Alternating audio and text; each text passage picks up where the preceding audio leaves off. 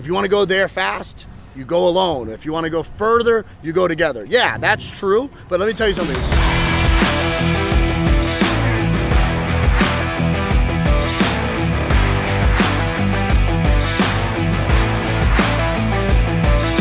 My reputation in sport is that I'm a winner, because the body of work of me coaching are successful athletes. I pick really good athletes to work with. So I only choose to work with athletes that are winners. And then I develop winners because I understand that there's a strong difference between people that are just competitive and people understand how to create a cutting edge to win. I had a reputation for winning. So people want to be a part of that. Anytime that they could be involved with things that I do, I tend to get a lot of people interested, because I won't accept failure, because I believe like we may stop because it's not working, but we'll fix it. And I think that there's just this kind of embodiment with the way that we approach our work, which is, it's not a matter of who is right, but it's about what is right. So if there's something that's going wrong, instead of looking at it as a failure, we don't stop or quit. We just keep going until we make it right. And we do that for our customers, but we also look at it and go, let's find a way to win. We gotta actually find a way to come out of this on top. Even right now, we're down by 7, or there's not enough time on the clock. Like, we have to figure out a way to persevere and come out the other end and win. If not, you may lose the game, but then you reflect on it, you watch game film, and then we just get better and better and better. That's how we approached it. And when we approach it that way, we normally have a lot of success. The closer you are to the people that you want to be like and work with, the faster you can move and faster you can communicate. But just like a long distance relationship with a significant other, you got to master communication. So if you master communication within your team, knowing the difference between synchronous versus asynchronous communication and how you guys can communicate, the better it is going to be. My job as a coach has always been to take an athlete and guide them through the process so that they can become the hero of their story.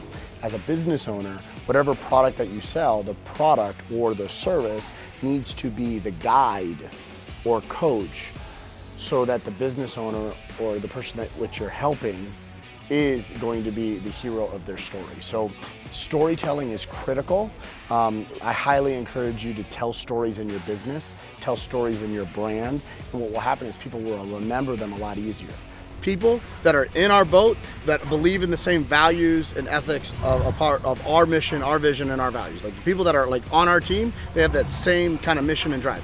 Because we want to move fast, we're going to move things together. That's the goal. Like everyone's like, if you want to go there fast, you go alone. If you want to go further, you go together. Yeah, that's true. But let me tell you something. Once you actually get everybody together on the same page, you could go definitely further, but you could definitely go faster too. As a coach, I'm going to find the most talented person to work with so that I have the highest likelihood of success.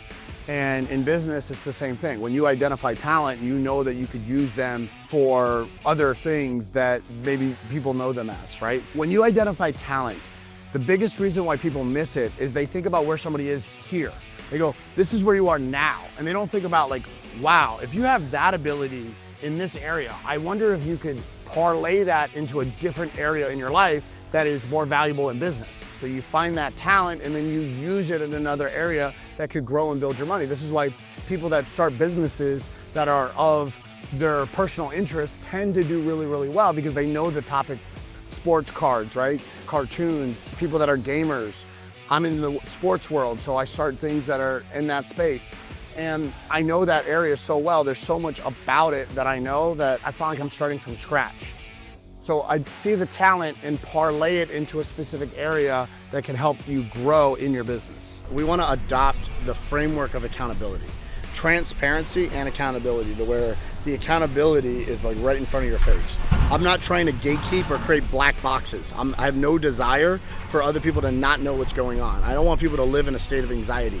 In the world of sports, we're very, driven, and everyone thinks like we lead by fear. But the truth of it is we lead by accountability. When people do their job, they're going to be proud of the commitment that the leadership has towards them of keeping them accountable. But when people don't do their job, then it's fear, because they know that they're slacking.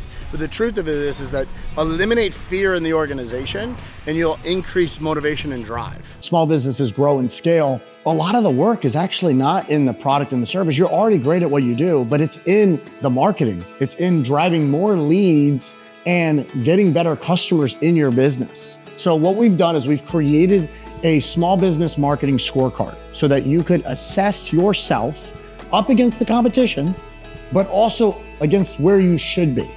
So if you know where you want to be and you aren't happy with the way that you're showing up from a marketing standpoint, then take the scorecard, assess yourself just like an athlete would to know kind of where they stand, and see if there's some missed opportunities. Maybe you are looking for more leads, or maybe there's a messaging issue. But whatever it is, this scorecard will be a deep dive and an assessment into your business and allow you to have that level of understanding, because data drives decisions.